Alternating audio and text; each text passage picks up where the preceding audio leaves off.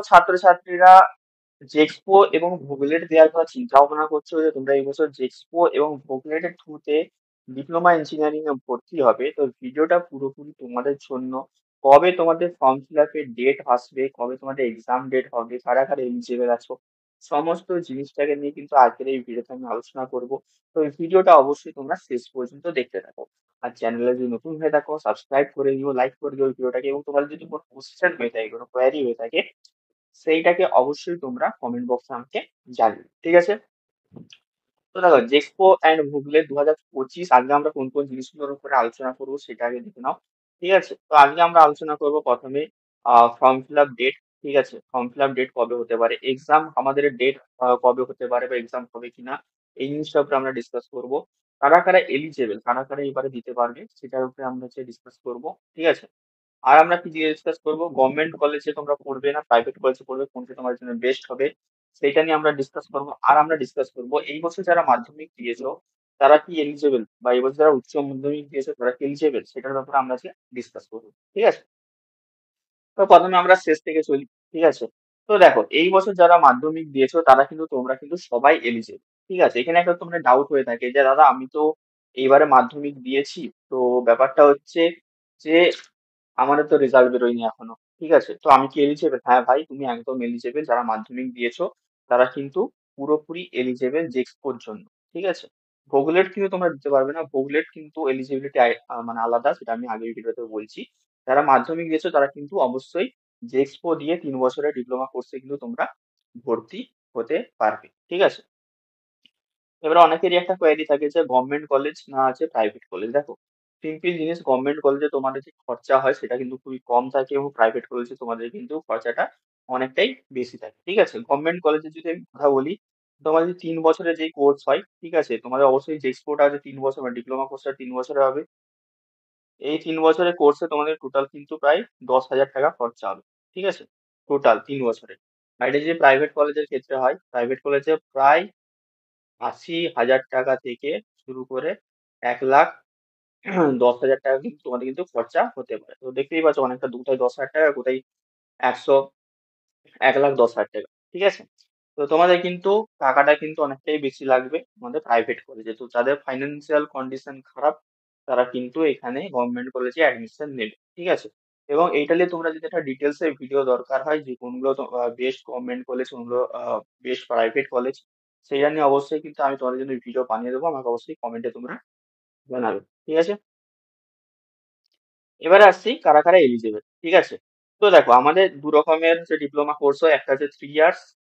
ঠিক আছে, একটা হচ্ছে 3 ইয়ার্স, আর একটা হয় আমাদের 2 ইয়ার্স।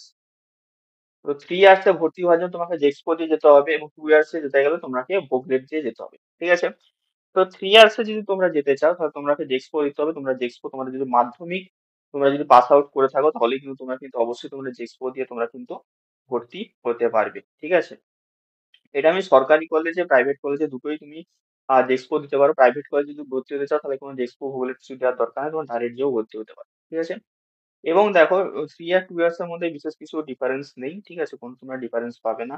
তো ফার্স্ট ইয়ারে মানে তোমাদের একটু ম্যাথ সায়েন্সের পার্টটা একটু থাকে, 2 ইয়ার্স তোমাদের পুরোপুরি তোমাদের যে ডিপার্টমেন্টে তোমরা ভর্তি হবে, সিভিল, ইলেকট্রিক্যাল, মেকানিক্যাল, সেই সাবজেক্ট গুলো কিন্তু তোমরা কিন্তু পড়বে।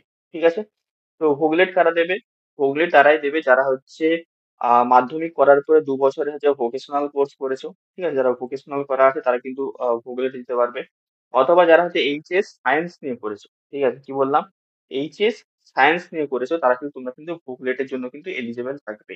ঠিক আছে, আর জেক্সপো কিন্তু তোমরা যারা মাধ্যমিক পাস আউট করেছো তারা কিন্তু সবাই কিন্তু এলিজেবল। ঠিক আছে, মাধ্যমিকের পরে তোমরা যদি এইচএসও করে থাকো তাও কিন্তু তোমরা কিন্তু এলিজেবল।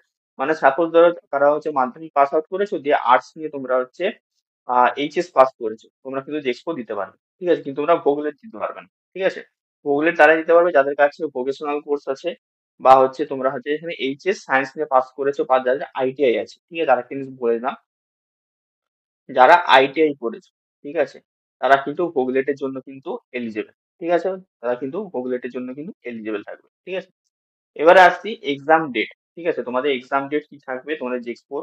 তো দেখো, এক্সাম কিন্তু আমাদের বিগত বছরে, অনেক বছর থেকেই আমাদের জেক্সপো এবং ভোগলেটের এক্সাম বন্ধ হয়ে গেছে। আগে এটার একটা এন্ট্রান্স এক্সাম হতো, সেই এন্ট্রান্সে যে যেরকম নাম্বার পেতো তার হিসেবে তার র্যাঙ্ক আসতো। কিন্তু এখন এটা বন্ধ হয়ে গেছে। তো এখন তোমাদের কি হয়, যারা মাধ্যমিক দিয়ে জেক্সপো পড়বে তাদের মাধ্যমিকের নাম্বার দেখা হয়। ঠিক আছে? তো জেক্সপোর জন্য তোমাদের দরকার হচ্ছে মাধ্যমিকের নাম্বার। ঠিক আছে? তো মাধ্যমিকে কি কত নাম্বার পেয়েছে তার হিসেবে তোমাদের কিন্তু এখানে র‍্যাংক হবে। ঠিক আছে? তো যত তোমাদের ভালো র‍্যাংক হবে তোমরা তত ভালো কলেজ বা তোমার যেই কলেজটা দরকার সেই কলেজটা তোমরা পেতে পারবে। ঠিক আছে? তো জেক্সপোর জন্য আমাদের দরকার মাধ্যমিকের নাম্বার, মাধ্যমিকে কত নাম্বার পেয়েছো। আর ভোকেলেটের জন্য তোমাদের কিন্তু দরকার এখানে তোমরা আইটিআই লাস্ট ইয়ারে কত নাম্বার পেয়েছো বা ভোকেশনালে লাস্ট ইয়ারে কত নাম্বার পেয়েছো বা এইচএস সায়েন্সে তোমাদের যে নাম্বারটা আছে সেটা কিন্তু তোমাদের ভোগলেটে ধরা। ঠিক আছে? এই হয়ে গেল ব্যাপার। তো কোনো এক্সাম তোমাদের কিন্তু হবে না। তোমাদের কিন্তু তোমাদের যে প্রিভিয়াস তোমরা যে এক্সামটা পাস করেছো, যেমন ডেস্কটোর জন্য মাধ্যমিক, বুলেটের জন্য যারা আইটিআই দিয়ে আসছো আইটিআই লাস্ট ইয়ার, যারা ভোকেশনাল দিয়ে আসছো ভোকেশনাল লাস্ট ইয়ার, এবং যারা হচ্ছে এইচএস সায়েন্স দিয়ে আসছো তাদের 12 এর নাম্বার সেখানে কিন্তু নেওয়া হবে, দিয়ে তোমাদের কিন্তু একটা র্যাঙ্ক বার করানো হবে। সেই র্যাঙ্কের উপরেই তোমাদের কিন্তু এখানে ভর্তিটা হবে। ঠিক আছে? তোমার যদি এই পার্টিকুলার জিনিসটার বিষয়ে তোমাদের যদি হচ্ছে কোনো মানে আপডেট দরকার হয়, মানে তোমাদের পুরো প্রসেসটা কিরকম ভাবে তোমরা হচ্ছে ফর্ম ফিল আপ শুরু করে তোমাদের কলেজে জয়েন হওয়া পর্যন্ত কি কি প্রসেস থাকবে সেইটার উপর তোমাদের যদি ভিডিও দরকার হয় আমাকে অবশ্যই তোমরা কমেন্টে জানিও, আমি কিন্তু তোমাদেরকে জানিয়ে দেবো। ঠিক আছে? এবার আসি ফর্ম ফিল আপ ডেট। তো দেখো ফর্ম ফিল আপ ডেট, এবার অনেকেই হয়তো বলছে যে ফর্ম ফিল আপ ডেট তারা তো দেরি হচ্ছে কেন। তো দেখো এখন কিন্তু পুরোপুরি যে তোমাদের জেক্সপো করলে সেগুলো ডিপেন্ডেন্ট হয়ে গেছে আমাদের এই মাধ্যমিক এবং হচ্ছে আইটিআই এর এক্সাম বলো, মাধ্যমিকের এক্সাম বলো এবং আমাদের ভোকেশনাল এক্সাম বলো। ঠিক আছে? তো এই মাধ্যমিকের রেজাল্ট যতদিন না দিচ্ছে, আইটিআই রেজাল্ট যতদিন না দিচ্ছে, ভোকেশনাল যতদিন না দিচ্ছে, জেক্সপোর ফর্ম ফিল আপ মানে একটু লেট হলেও কোনো অসুবিধা হবে না। কারণ তোমাদের অ্যাকচুয়ালি তোমাদের যে র‍্যাংক বেরোবে সেটা কিন্তু তোমাদের মাধ্যমিকের নাম্বারের বেসিসে বেরোবে। ঠিক আছে? তো আমার যতটা আমার মনে হচ্ছে যে তোমাদের ফর্ম ফিল আপ তোমাদের শুরু হবে এপ্রিল মাস। ঠিক আছে? এপ্রিল মাসে তোমাদের কিন্তু সেকেন্ড উইক থেকে কিন্তু তোমাদের কিন্তু দিয়ে দেবে। ঠিক আছে? মানে এপ্রিল মাসের 10 তারিখের পর। ঠিক আছে? 10 তারিখের পরে কিন্তু তোমাদের কিন্তু ফর্ম ফিল আপ শুরু হয়ে যাবে। ঠিক আছে? তো আরো যদি কারো কোনো যদি কিছু ডাউট থাকে জেক্সপো এবং পোকলেট কে নিয়ে, ঠিক আছে, অবশ্যই তোমরা কিন্তু আমাদের টেলিগ্রাম গ্রুপ, হোয়াটসঅ্যাপ গ্রুপগুলোতে জয়েন করে দিও। ডেসক্রিপশন বক্সের লিংক আছে।